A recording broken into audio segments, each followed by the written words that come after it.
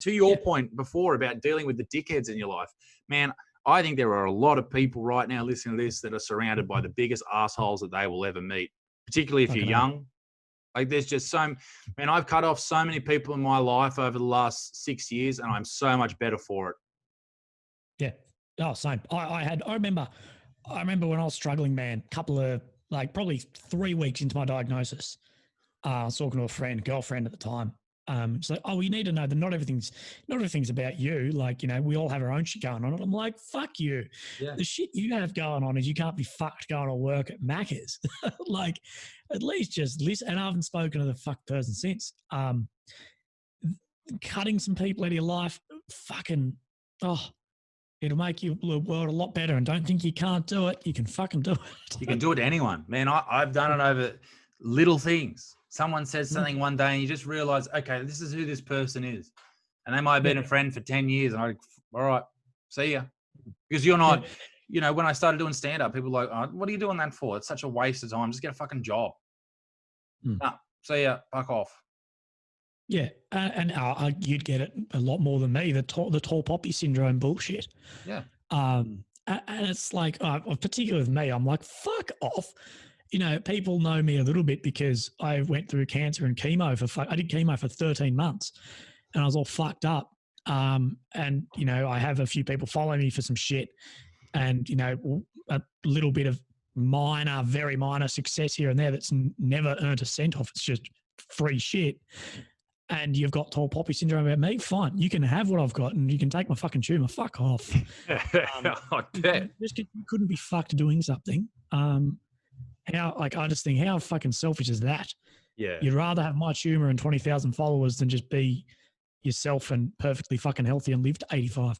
Yeah. And people don't see, like, with myself, if I go back down the pub down the road that, I've been going to since I turned 18, I run into my old mates and how's the comedy going? And some are really good about it. They're like, oh man, great to see you doing that. And other people are just shitty and carry on like fuckwits and you're not funny, you're not this. I can't believe people come and pay to see you. And like, you can think that, man, but also suck a fucking dick.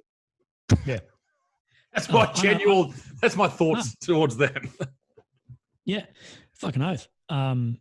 Like it's just a thing you'll cop off idiots, but they're just not big enough to see the picture. So it's just part of that thing. Yeah. It's a part of getting older as well. I think a lot of the younger people, they need to keep all their friends because they see them every day. Whether it's at uni or at school. And then when you get older, it's just like, whatever, your best mates you might not see for 2 years and then you catch back up and it's like you never left each other's side, and I think that's a really important thing to have as well.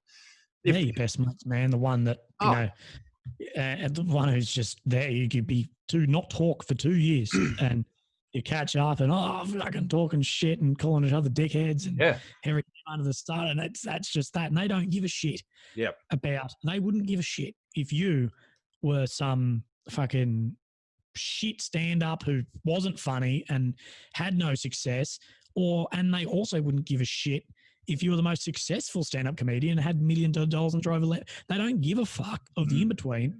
They like you for who you are. Yeah. I remember one of the guys I used to live with, him saying, I don't actually follow you on socials because you're not that to me. You're my mate. I'm your mate, not your follower. And I'm like, fuck, that stuck with me because that's how I refer to anyone who follows me, I guess, on media is you're my friends. You're not a follower of mine. Who the fuck am I to think that I'm better than you because of a blue tick on it? Fuck off. Yeah. That's why I set aside about an hour every day to reply to that day's messages for everyone. Because I'm like, who the fuck do I think I am for someone to send me a message and me not reply to them with something? Just if someone walks past me in the street and was like, oh, hey man, my mum's been diagnosed with cancer, would you just fucking snob them and walk past? Fuck no. Stop and have a conversation. Put in fucking like mutual effort into that conversation as far as, well, they wrote, about this, I'll write to the same degree of effort they put in, I'll reply. Yeah. I guess that's where we differ because I think I'm far better than all my followers. And I struggle to reply to some messages because sometimes it's just a 12-year-old kid saying, fuck vegans. And I don't know what to say to that. But I know what you're saying. You're a good man. I'm fucking savage back to some of my followers.